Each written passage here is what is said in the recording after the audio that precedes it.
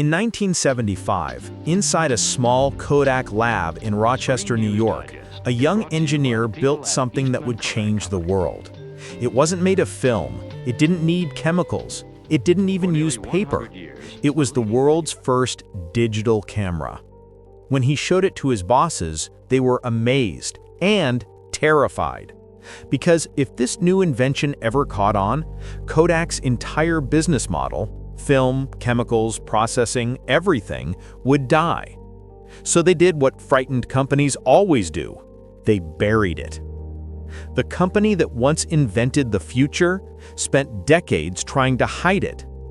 And that decision would cost them everything. Welcome to Missed Billions Explained, where we dive into the biggest business mistakes in history and the lessons that come from arrogance, fear, and missed opportunity. If you love stories of innovation that companies refuse to believe in, hit subscribe, because this one is the ultimate case of if you can't disrupt yourself, someone else will. For most of the 20th century, Kodak wasn't just a company, it was an empire. Their slogan said it all: Kodak moments. They owned the way the world remembered its memories.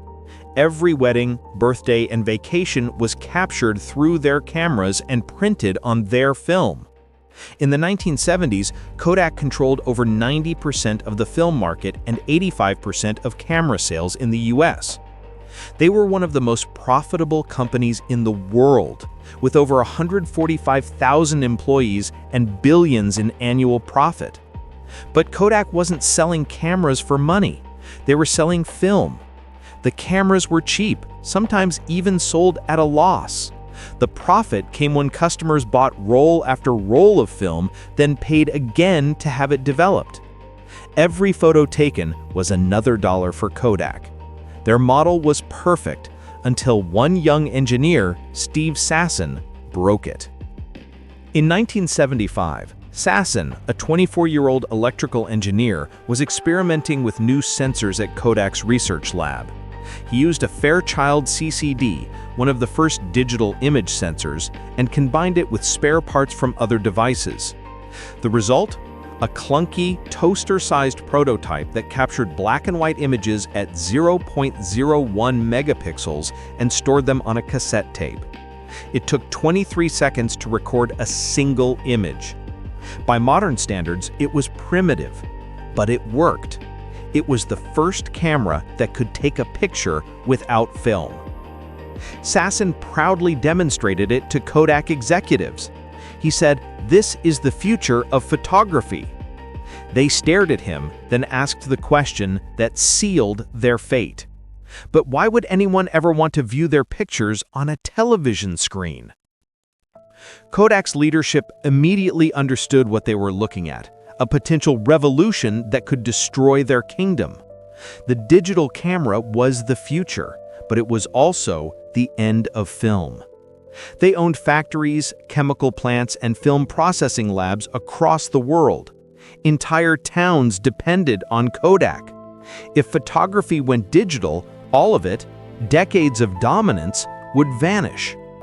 So they did what frightened companies always do. They buried it. The company that once invented the future spent decades trying to hide it, and that decision would cost them everything. In the 1980s, Kodak was still flying high. Film sales were booming, and new formats like VHS and compact cameras kept money rolling in. Internally, though, Kodak engineers were experimenting with digital sensors, memory cards, and printers. They saw where the world was going, but upper management didn't. They kept investing in film and marketing, spending billions to defend a business model that was slowly dying. Competitors like Sony and Fuji were already building digital cameras, betting that storage and screens would get better. Kodak had the head start, the patents, the engineers, the resources, but not the courage. They thought people would never abandon the beauty of film. They were right, for a while. Then the internet came. Shop for a new digital camera. By the late 1990s, the writing was on the wall. Digital cameras were improving fast. Memory cards got cheaper, screens got sharper, and suddenly you could take hundreds of photos without paying for film. Consumers loved it. Kodak hated it. Ironically, they still dominated, at first. In 1999, Kodak actually became the top seller of digital cameras in the US. But they were making a critical mistake. They priced their digital cameras low to compete and sold them at a loss. Their goal wasn't to lead digital, it was to protect film. While competitors like Canon and Sony built digital ecosystems, Kodak was trying to keep one foot in the past. They made digital cameras that still encouraged printing. They marketed "print your digital memories" instead of "share them online." They didn't realize that photography had stopped being about paper and started being about connection. By the early 2000s, the storm hit full force. Smartphones and digital photo sharing killed the need for prints. Facebook and Flickr made photos social. Kodak, once a symbol of memory itself, became irrelevant in the digital age it had created. Their business model collapsed. Film sales plummeted by more than 90%. Entire factories shut down. They tried to pivot, launching printers, photo kiosks, even a digital sharing platform, but they were always a step behind. In 2012, after over a century of dominance, Kodak filed for bankruptcy. The company that invented the digital camera was destroyed by it. So what if Kodak had embraced digital photography from the start? They had every advantage. They owned the patents. They had global distribution. They were synonymous with photography. If Kodak had pivoted early, they could have built an ecosystem around image sharing, printing, and storage years before anyone else. They could have built Instagram before Instagram, Google Photos before Google Photos. Even the iPhone's camera app could have been Kodak.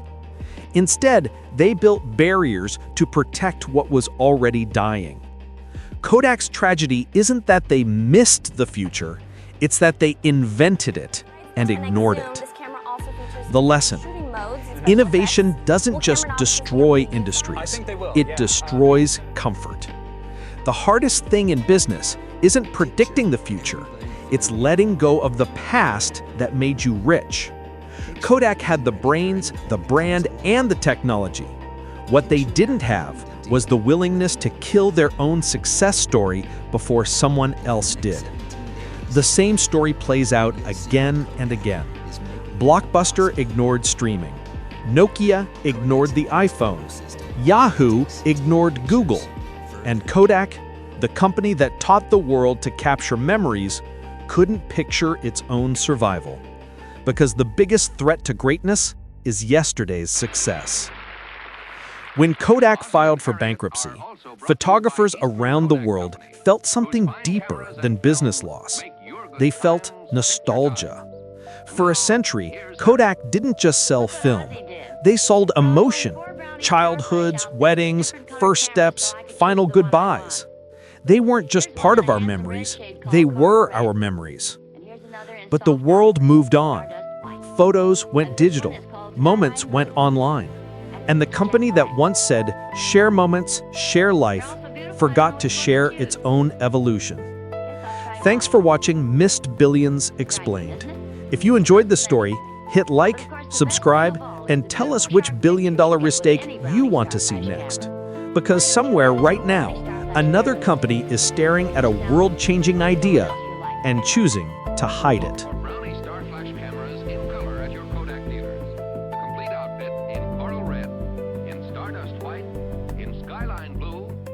Jet black costs only $10.95. Another new idea from